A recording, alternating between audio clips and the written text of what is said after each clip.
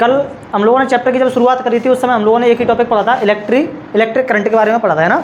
Electric current को हम लोगों ने पढ़ लिया था कि क्या होती है इलेक्ट्रिक करंट, है ना। क्या बताया था मैंने इलेक्ट्रिक करंट के बारे में, बताया ना।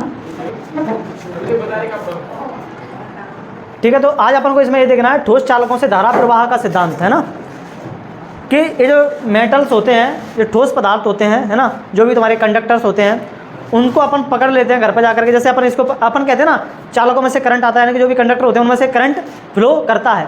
तो हमें तो दिखता ही नहीं है, घर पर हमारे बहुत सारा लोहा पड़ा हुआ है, उसको पकड़ के देखना कि आप लोगों को दिखेगा उसमें से करंट आता हुआ, नहीं दिखेगा, है ना। तो पर करंट आता कैसे है, कैसे फ्लो करता है इन कंडक्टर्स में करंट, वो अपन को क्या करना है, समझना है। ठीक है, तो देखो कैसे फ्लो करता है। जब भी कोई कंडक्टर होता है तुम्हारा, कोई भी चालक होता है ना, किसी भी धातु का हो, वो कंडक्टर हो, वो कंडक्टर के पास फ्री इलेक्ट्रॉन्स होते हैं। ये हम लोगों ने पढ़ा है कि नहीं पढ़ा है, पढ़ा है। फ्री इलेक्ट्रॉन, फ्री मतलब उन पर एक तो बाउंड चार्ज होता है, एक फ्री चार्ज होता है। तो फ्री चार्ज वही है जो फ्री इलेक्ट्रॉन्स होते हैं, बाउंड चार्ज वो है जो पॉजिटिव चार्ज होता है, जो उसको अपन क्या बोलते हैं, बाउंड चार्ज बोलते हैं। ठीक है, इलेक्ट्रॉन को अपन फ्री चार्ज बोलते हैं। ठीक है, होती है ना। क्या होता है, ये कंडक्टर रखा हुआ है, इस कंडक्टर को क्या हमने अभी बैटरी से जोड़ा है, नहीं जोड़ा है। जब इसको बैटरी से नहीं जोड़ा गया है तो आप लोग यहाँ पे इलेक्ट्रॉन्स को देखो जरा, इलेक्ट्रॉन्स का मूवमेंट कैसे हो रहा है।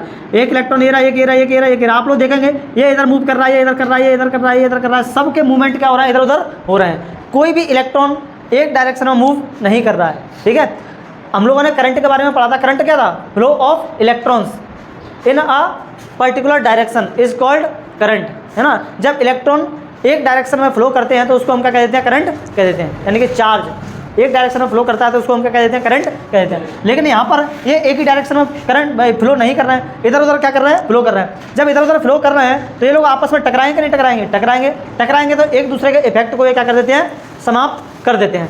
तो यहाँ पर क्या होता है, इनका जो एवरेज वेलोसिटी होती है वो भी जीरो होती है, और यहाँ पर जो एवरेज करंट होती है वो भी क्या होती है, जीरो होती है।